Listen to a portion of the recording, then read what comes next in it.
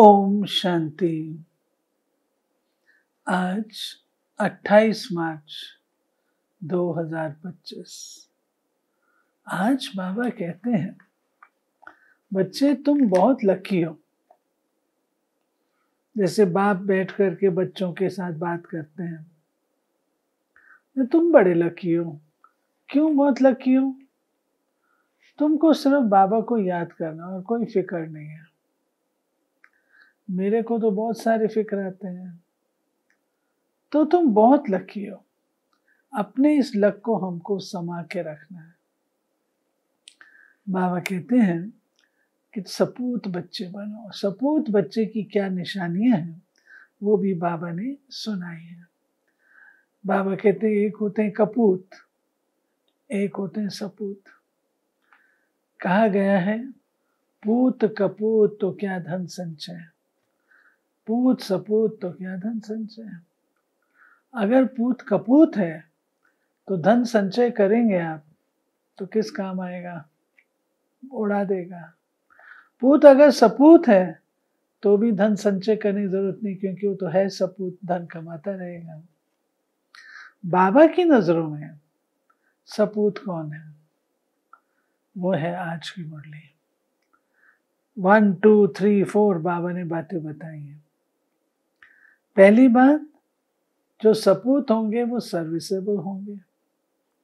सपूत होंगे वो औरों की तार बाबा से जुड़ाते रहेंगे, खुद भी अच्छा पढ़ेंगे, दूसरों को पढ़ाएंगे भी। बाबा के दिल पर राज करेंगे, दिल पर चढ़े होंगे। और बाबा कहते हैं कि ड्रामा में अपने पार्ट को अच्छे से अच्छा प्ले करेंगे। तो पूत जो है, सपूत हो तो नाम बाला करेगा। सुनते हैं बाबा क्या कहते हैं। मीठे बच्चे, तुम बहुत लकी हो, क्योंकि तुम्हें बाप की याद के सिवाय और कोई फिक्रात नहीं। इस बाप को तो फिर भी बहुत ख्यालात चलते हैं। प्रश्न है, बाप के पास जो सपूत बच्चे हैं उनकी निशानी क्या होगी? उत्तर है, वे सभी का बुद्धि योग एक बाप से जुड़ाते रहेंगे, सर्विस एबल होंगे, अच्छी रीति पढ़कर औरों को पढ़ाएंगे, बाप के दिल पर चढ़े हुए होंगे। ऐसे सपूत बच्चे ही बाप का नाम बाला करते हैं।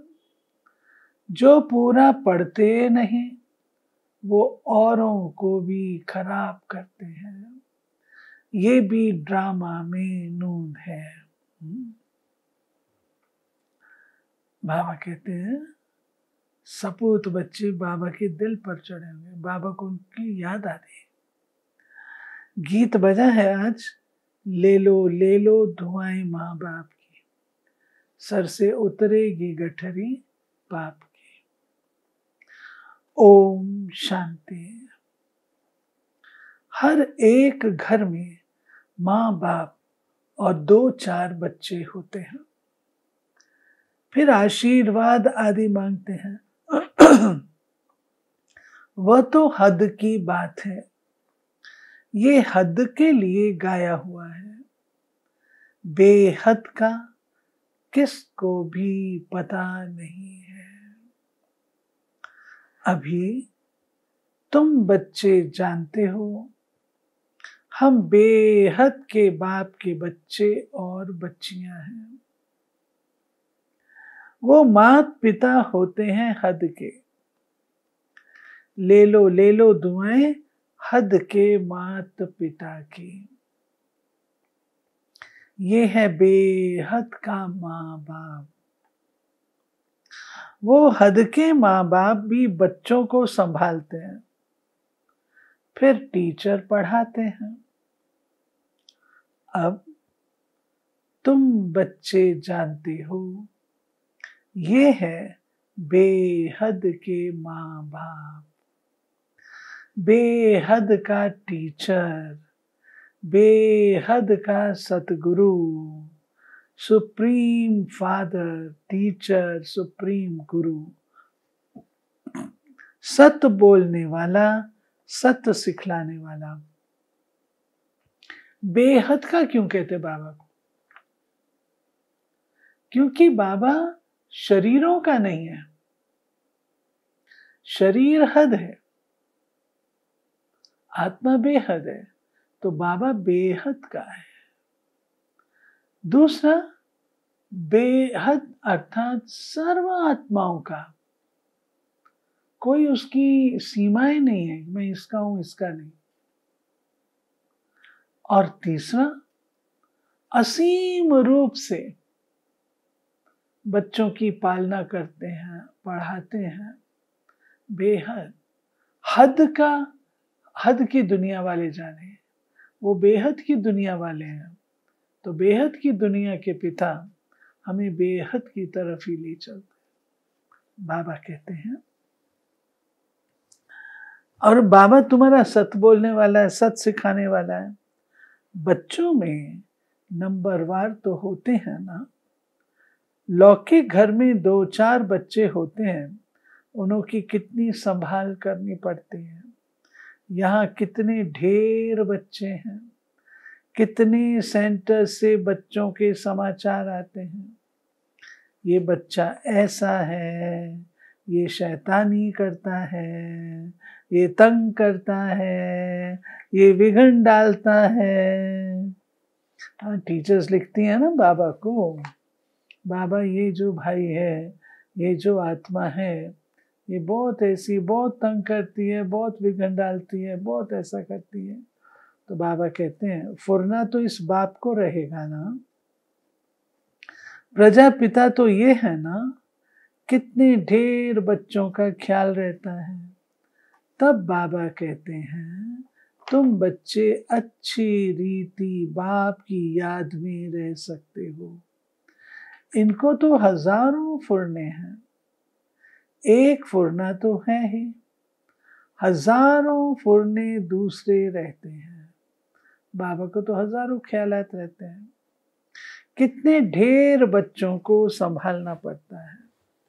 माया भी बड़ी दुश्मन है ना, अच्छी रीति कोई कोई की खाल उतार देती है। मतलब माया कोई कम नहीं है, माया ऐसी है जो कि बहुत परेशान करती है। कोई को नाक से, कोई को चोटी से पकड़ लेती है। इतने सबका विचार तो करना पड़ता है, फिर भी बेहद बाप की याद में रहना पड़े। तुम हो बेहद के बाप के बच्चे, जानते हो हम बाप की श्रीमत पर चल, क्यों ना बाप से पूरा वर्षा ले ले में, सब तो एक रस चल ना सके, क्योंकि ये राजाई स्थापन हो रही है। बाबा ने स्पष्ट कर दिया कि पढ़ाता हूं, परंतु पढ़ेंगे सब नंबरवार, एक जैसा तो नहीं पढ़ेंगे।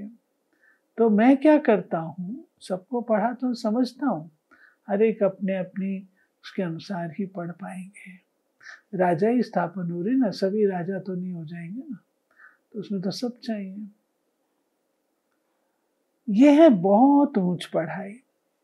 बादशाही मिल गई, फिर पता नहीं पड़ता है ये राजाई कैसे स्थापन हुई। ये राजाई का स्थापन होना बड़ा वंडरफुल है। अभी तुम अनुभवी हो, पहले इनको भी पता थोड़ी था हम क्या थे, फिर कैसे 84 जन्म लिए हैं, अभी समझ में आया है। तुम भी कहते हो बाबा आप वही हो, ये बड़ी समझने की बात है। इस समय ही बाप आकर सब बातें समझाते हैं। इस समय भल कोई कितना भी लखपति, करोड़पति हो, बाप कहते हैं ये पैसे आदि सब मिट्टी में मिल जाने हैं, बाकी टाइम ही कितना है। दुनिया के समाचार तुम रेडियो में अथवा अखबारों में सुनते हो, क्या क्या हो रहा है। दिन प्रतिदिन बहुत झगड़ा बढ़ता जा रहा है, सूत मूंझता ही रहता है, सब आपस में लड़ते झगड़ते मरते हैं। तैयारियां ऐसी हो रही हैं जिससे समझ में आता है लड़ाई शुरू हुई कि हुई। दुनिया नहीं जानती कि ये क्या हो रहा है, क्या होने का है। तुम्हारे में भी बहुत थोड़े हैं जो पूरी रीति समझते हैं और खुशी में रहते हैं। इस दुनिया में हम बाकी थोड़े रोज हैं। बाबा कहते हैं ये भी बुद्धि में रहना चाहिए। बाबा जब इतना समझाते हैं ये पुरानी दुनिया है, जाने वाली है, तो इस दुनिया से लागत क्या रखनी है, किस चीज से लागत रखें। कौन सी चीज है इस दुनिया में जो अविनाशी है? सब तो विनाशी है। तो विनाशी से मन लगा करके कहाँ जाएंगे? इसलिए बाबा कहते हैं बाकी थोड़े रोज हैं, अभी हमको कर्मातीत अवस्था में जाना है। हर एक को अपने लिए पुरुषार्थ करना है। तुम तो पुरुषार्थ करते हो अपने लिए, जितना जो करेंगे उतना फल पाएंगे। अपना पुरुषार्थ करना है और दूसरों को पुरुषार्थ कराना है, रास्ता बताना है। ये पुरानी दुनिया खलास होनी है। अब बाबा आया हुआ है नई दुनिया स्थापन करने, तो इस विनाश के पहले तुम नई दुनिया के लिए पढ़ाई पढ़ लो। भगवानोवाच, मैं तुमको राजयोग सिखाता हूं। लाडले बच्चे, तुमने भक्ति बहुत की है। आधा कल तुम रावण राज्य में थे, ये भी किसी को पता नहीं कि राम किसको कहा जाता है। राम राज्य की कैसे स्थापना हुई ये सब तुम ब्राह्मण ही जानते हो। तुम्हारे में भी कोई तो ऐसे हैं जो कुछ भी नहीं जानते हैं। बाबा कहते हैं देखो कितनी बातें कही, जितना करेंगे उतना पाएंगे। पुरुषार्थ तुमको अपने आप करना है, औरों को रास्ता बताना है। बुद्धि पुरानी दुनिया से न्यारी हो। विनाश के पहले नई दुनिया की पढ़ाई पढ़ लो। तुमने भक्ति बहुत की, तुम रावण राज में थे, राम कौन है वो भी तुम जानते हो। बाप के पास सपूत बच्चे वह हैं जो सबका बुद्धि योग एक बाप के साथ जुड़ाते हैं, जो सर्विसेबल हैं, जो अच्छी रीति पढ़ते हैं, वो बाप की दिल पर चढ़े हुए हैं। कोई तो फिर ना लायक भी होते हैं, सर्विस के बदले डिससर्विस करते हैं, जो बाप से उनका बुद्धि योग तुड़ा देते हैं। ये भी ड्रामा में नूद है। ड्रामा अनुसार ये होने का ही है। जो पूरा पढ़ते नहीं हैं वो क्या करेंगे? औरों को भी खराब कर देंगे। इसलिए बच्चों को समझाया जाता है बाप को फॉलो करो। और जो भी सर्विसेबल बच्चे हैं, बाप की दिल पर चढ़े हुए हैं, उनका संग करो। आजकल इस बात पर भी लोग अपने स्टेटस को कम समझते हैं।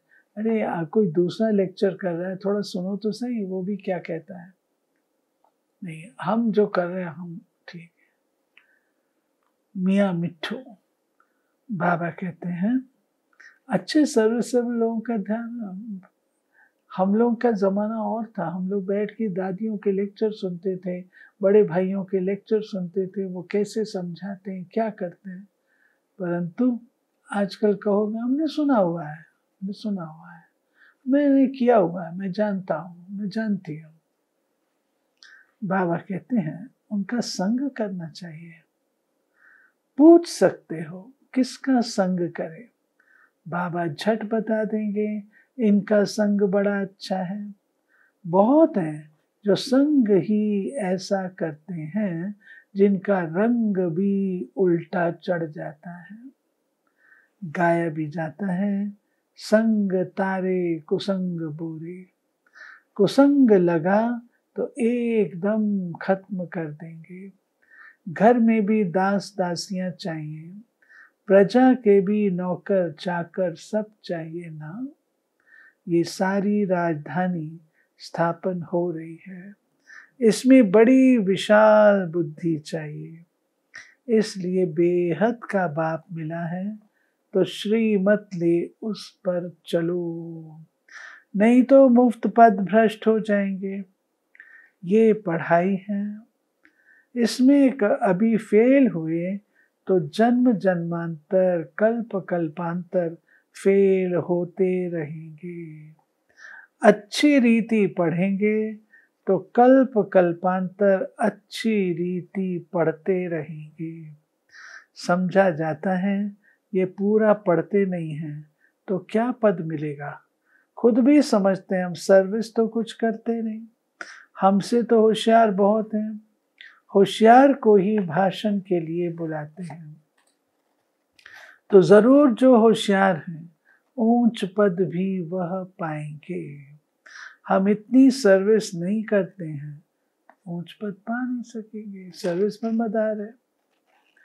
टीचर तो स्टूडेंट को भी समझ सकते हैं ना, रोज पढ़ाते हैं, रजिस्टर उनके पास रहता है, पढ़ाई का और चलन का भी रजिस्टर रहता है। यहाँ भी ऐसे हैं, इसमें फिर मुख्य है योग की बात। योग अच्छा है तो चलन भी अच्छी रहेगी। पढ़ाई में फिर कहाँ अहंकार आ जाता है, इसमें सारी गुप्त मेहनत करनी है। याद की इसलिए ही बहुतों की रिपोर्ट आती है, बाबा हम योग में नहीं रह सकते। अब दुनिया भर की बातों में अपनी बुद्धि को बिजी करेंगे, दुनिया भर की बातों में बुद्धि को लगा करके रखेंगे तो योग कैसे लगेगा। दे और दे की दुनिया की बातें करेंगे, इसकी उसकी बातें करेंगे तो योग क्यों लगेगा। फिर कहते बाबा योग नहीं लगता। बाबा ने समझाया है योग अक्षर निकाल दो। बाप जिससे वर्षा मिलता है उनको तुम याद नहीं कर सकते हो, वंडर है। बाप कहते हैं हे आत्माएं तुम मुझ बाप को याद नहीं करते हो, मैं तुमको रास्ता बताने आया हूं। तुम मुझे याद करो तो इस योग अग्नि से पाप दग्ध हो जाएंगे। भक्ति मार्ग में मनुष्य कितना धक्का खाने जाते हैं, कुंभ के मेले में कितना ठंडे पानी में जाकर स्नान करते हैं, कितनी तकलीफ सहन करते हैं। यहाँ तो कोई तकलीफ नहीं। जो फर्स्ट क्लास बच्चे हैं वो एक माशूक के सच्चे सच्चे आशिक बन याद करते रहेंगे। घूमने फिरने जाते हैं तो एकांत में बगीचे में बैठकर याद करेंगे। झरमुई झंगमुई आदि वार्तालाप में रहने से वायुमंडल खराब होता है। इसलिए जितना टाइम मिले बाप को याद करने की प्रैक्टिस करो। फर्स्ट क्लास सच्चे माशूक के आशिक बनो। बाप कहते हैं देहधारी का फोटो नहीं रखो, सिर्फ एक शिव बाबा का फोटो रखो जिसको याद करना है। अगर समझो सृष्टि चक्र को भी याद करते रहे तो त्रिमूर्ति और गोले का चित्र फर्स्ट क्लास है, इसमें सारा ज्ञान है। सुदर्शन चक्रधारी तुम्हारा नाम अर्थ सहित है। नया कोई भी नाम सुने तो समझ ना सके, ये तुम बच्चे ही समझते हो। तुम्हारे में भी कोई अच्छी रीति याद करते हैं, बहुत हैं जो याद करते ही नहीं, अपना खाना ही खराब कर देते हैं। पढ़ाई तो बड़ी सहज है। बाप कहते हैं साइलेंस से तुमको साइंस पर विजय पानी है। साइलेंस और साइंस राशि एक ही है। मिलिट्री में भी 3 मिनट साइलेंस कराते हैं। मनुष्य भी चाहते हैं हमको शांति मिले। अभी तुम जानते हो शांति का स्थान तो है ही ब्रह्मांड। जिस ब्रह्म में तत्व में हम आत्मा इतनी छोटी बिंदी रहती हैं, वो सब आत्माओं का झाड़ तो वंडरफुल होगा ना। मनुष्य कहते भी हैं भ्रकुटी के बीच चमकता है एक अजब सितारा, बहुत छोटा सोने का तिलक बनाए यहाँ लगाते हैं। आत्मा भी बिंदी है, बाप भी उनके बाजू में आकर बैठता है। साधु संत आदि कोई भी अपनी आत्मा को जानते नहीं। जबकि आत्मा को ही नहीं जानते तो परमात्मा को कैसे जान सकते। बाबा कहते अगर आत्मा को ही नहीं जानते हैं तो परमात्मा को कैसे जान सकते हैं। सिर्फ तुम ब्राह्मण ही आत्मा और परमात्मा को जानते हो। ये एक बहुत इम्पोर्टेंट बात है जो बाबा कहते हैं। गायन तो है, भ्रकुटी के बीच चमकता एक अजब सितारा, ये सब गायन है, परंतु बाबा कहते हैं इसका एहसास नहीं है। वो कौन सा सितारा है। आत्मा का जब तक परिचय नहीं है तो आत्मा स्वयं को निश्चित भी कैसे करेंगे, स्वयं को कैसे समझेंगे कि मैं आत्मा हूं। अगर परिचय है तब तो कर सकते हैं ना, परिचय के बिना तो किया नहीं जा सकता। तो बाबा कहते हैं और मैं भी क्या करता हूँ, मैं भी आत्मा हूँ। तो मैं आता हूँ ब्रह्मा रथ में, उनके बाजू में आके बैठता हूँ। साधु संत आदि कोई भी अपनी आत्मा को जानते नहीं। जबकि आत्मा को ही नहीं जानते तो परमात्मा को कैसे जान सकते हैं। सिर्फ तुम ब्राह्मण ही आत्मा और परमात्मा को जानते हो। हम तो आत्मा से ज्योति बिंदु ये नहीं जानते, हम आत्मा की पूरी बायोग्राफी जानते हैं। कैसे उसमें 84 जन्मों का पाठ भरा हुआ है, कैसे 84 जन्म लेती है, मनुष्य योनि में ही जाती है, देवता बनती है, क्षत्रिय बनती है, वैश्य शूद्र बनती है, ब्राह्मण बनी है। ये सब बातें हम बच्चे ही जानते हैं और तो दुनिया में कोई नहीं जानते। परमात्मा के बारे में भी नहीं जानते हैं लोग। परमात्मा के बारे में भी क्या कहते रहते हैं, वो कण कण में, ठिक्कर भीतर में, सब जगह है। परमात्मा यही जाना है वो कौन है, हमारा क्या लगता है, क्या हमको देता है, कैसे हमारे साथ उनके संबंध हैं, कुछ भी नहीं जानते। तो बाबा कहते मैं ही आकर के आत्मा और परमात्मा का ज्ञान देता हूँ। बाबा कहते हैं सत्संग तो बहुत करते हैं, समझते कुछ भी नहीं। इसने भी बहुत गुरु किए। अब बाप कहते हैं ये सब है भक्ति मार्ग के गुरु। ज्ञान मार्ग का गुरु है ही एक।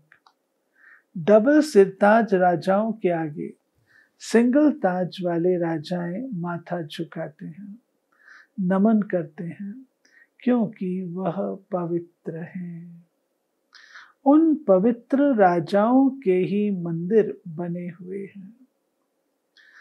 पतित जाकर उन्हों के आगे माथा टेकते हैं, परंतु उनको कोई ये पता थोड़ी है ये कौन है, हम माथा क्यों टेकते हैं। सोमनाथ का मंदिर बनाया, अब पूजा तो करते हैं, परंतु बिंदी की पूजा कैसे करें। एक बिंदी रखिए, उसकी पूजा कैसे हो सकती है। बिंदी का मंदिर कैसे बनेगा, ये है बड़ी गुह्य बातें। गीता आदि में थोड़ी ये बातें हैं, जो खुद मालिक हैं वही समझाते हैं। तुम अभी जानते हो कैसे इतनी छोटी आत्मा में पाठ नूंधा हुआ है। आत्मा भी अविनाशी है, पाठ भी अविनाशी है। वंडर है ना, ये सारा बना बनाया खेल है। कहते भी हैं बनी बनाई बन रही, अब कुछ बननी ना आए। ड्रामा में जो नूंद है वो तो जरूर होगा, चिंता की बात नहीं। जो ड्रामा में है वो तो होगा, चिंता ताकि कीजिए जो अनहोनी होए। तुम बच्चों को अब अपने आप से प्रतिज्ञा करनी है कि कुछ भी हो जाए आंसू नहीं बहाएंगे। फलाना मर गया, आत्मा ने जाकर दूसरा शरीर लिया, फिर रोने की क्या दरकार, वापस तो आ नहीं सकते। आंसू आया नापास हुए, इसलिए बाबा कहते प्रतिज्ञा करो हम कभी रोएंगे नहीं। परवाह थी पार ब्रह्म में रहने वाले बाप की, वो मिल गया तो बाकी क्या चाहिए। बाप कहते हैं तुम मुझ बाप को याद करो। मैं एक ही बार आता हूँ ये राजधानी स्थापन करने लिए, इसमें लड़ाई आदि की कोई बात नहीं। गीता में दिखाया है लड़ाई लगी सिर्फ पांडव बचे, वो कुत्ता साथ में ले पहाड़ों पर गल गए, जीत पहनी और मर गए। बात ही नहीं ठहरती। ये सब है दंत कथाएं, इसको कहा जाता है भक्ति मार्ग। अब पांडवों का बताए इतनी लड़ाई करी, महाभारत लड़ाई हुई, विजय हुई, और उसके बाद जो है पहाड़ों पर गए और खत्म हो गए। कुत्ता भी साथ में गया। कुत्ता वास्तव में निशानी है निश्चय की, फेथ की। बाबा पर युद्ध किया, संगम पर हमारा युद्ध चल रहा है, हम सब हैं पांडव प्रीत बुद्धि वाले। युद्ध चलता है माया के साथ, निश्चय बुद्धि होकर के निश्चय में ही हमारी विजय है, हमारी विजय होनी ही होनी है। उसके बाद हमारा ये पार्ट खत्म हो जाता है, युद्ध का पार्ट खत्म हो जाता है। इसलिए वहां पर स्टोरी को खत्म कर देते हैं कि वो गल गए, खत्म हो गए, इतना सब कुछ किया, गल गए, खत्म हो गए। उसके बाद फिर देवी दुनिया आ जाती है, जिसमें वे आत्माएं जो विजयी रही वे फिर अपना आकर के प्रारब्ध प्राप्त करती हैं। बाप कहते हैं तुम बच्चों को इससे वैराग्य होना चाहिए। पुरानी चीज से नफरत होती है ना, नफरत कड़ा अक्षर है, वैराग्य अक्षर मीठा है। जब ज्ञान मिलता है तो फिर भक्ति का वैराग्य हो जाता है। ज्ञान मिला तो फिर भक्ति की दरकार नहीं रहती ना, तो भक्ति से वैराग्य समझ आ जाती है ना। तो ये सब कुछ हम कर रहे थे तो किस लिए कर रहे थे, समझ आ जाती है। सत्युग त्रेता में तो फिर ज्ञान की प्रारब्ध 21 जन्म के लिए मिल जाती है, वहां ज्ञान की दरकार नहीं रहती। फिर जब तुम वाम मार्ग में जाते हो, सीढ़ी उतरते हो, अभी है अंत। बाप कहते हैं अब इस पुरानी दुनिया से तुम बच्चों को वैराग्य आना है। तुम अभी शूद्र से ब्राह्मण बने हो, फिर 100 देवता बनेंगे। और मनुष्य इन बातों से क्या जाने? बल विराट रूप का चित्र बनाते हैं, परंतु उसमें न चोटी है न शिव है। कह देते देवता क्षत्रिय वैश्य शूद्र, बस शूद्र से देवता कैसे कौन बनाते, ये कुछ नहीं जानते। बाप कहते हैं तुम देवी देवता कितने साहूकार थे, फिर वो सब पैसे कहाँ गए? माथा टेकते टेकते टिप्पर घिसाते पैसा गंवाया। कल की बात है ना, तुमको ये बनाकर गए, फिर तुम क्या बन गए हो? बाबा कहते तुमको मैं क्या बना करके गया और अब तुम क्या बन गए हो? अच्छा, मीठे मीठे सिक्की लधे बच्चों प्रति मात पिता बाप दादा का याद प्यार और गुड मॉर्निंग। रूहानी बाप की रूहानी बच्चों को नमस्ते।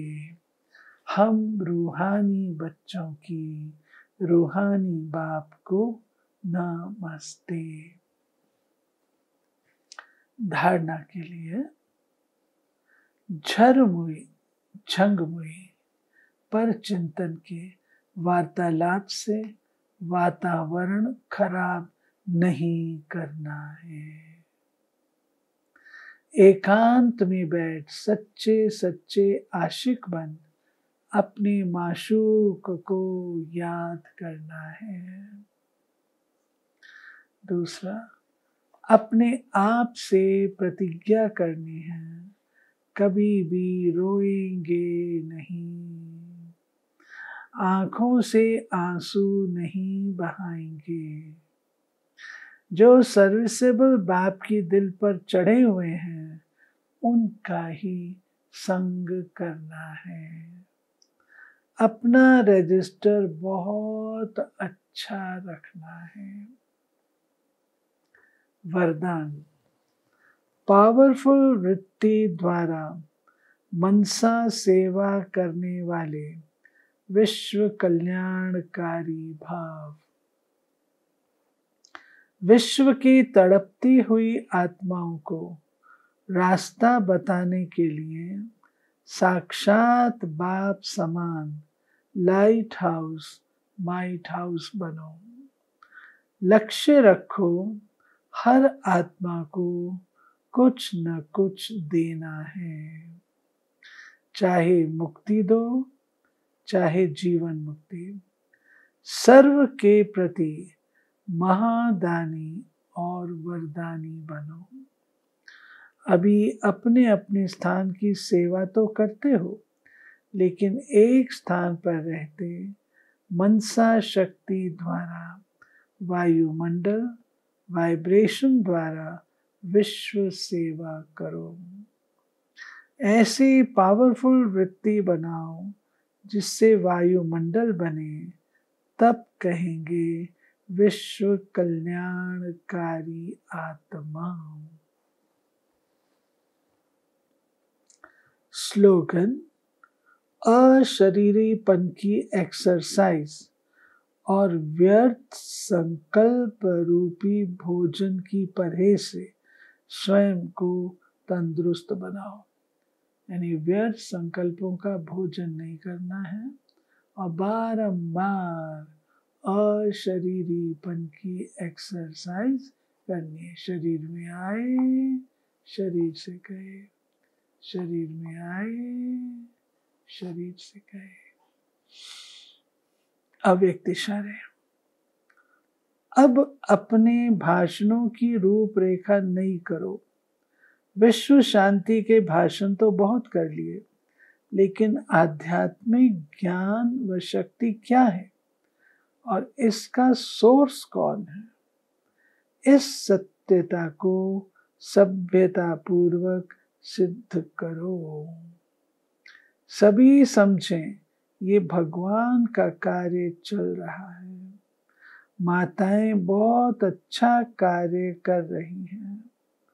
समय प्रमाण ये भी धरनी बनानी पड़ी, लेकिन जैसे फादर शो सन है ऐसे सन शोज फादर हो, तब प्रत्यक्षता का झंडा लहराएगा। यानी आजकल हम लोग जो भाषण करते हैं वैल्यूज इन सब पर, बाबा कहते ज्ञान दाता कौन है, सृष्टि का परिवर्तन करने वाला कौन है, किस रीति से ये सारा कार्य चल रहा है, अब वो क्या कार्य कर रहा है, ये सब बातें बताना भाषणों की रूपरेखा चेंज करो। बाकी सिर्फ ये वैल्यूज वैल्यूज वैल्यूज, लेकिन वैल्यूज तो वो तो दुनिया वाले भी करते हैं। हमारे भाषण दुनिया वालों से तो न्यारे होने चाहिए। जो दुनिया वालों ने कहा हमने भी वही कहा तो फर्क क्या होगा। इसलिए बाबा कहते हैं हमारी जो एक्सपर्टीज है, हमारी एक्सपर्टीज है ज्ञान, तो वो ज्ञान हमको देना है और ज्ञान के ही जो देने वाले हैं शिव बाबा, उनका परिचय देना है ताकि आत्माओं का बुद्धि हो कम से कम शिव बाबा से तो जुड़े। ओम शांति।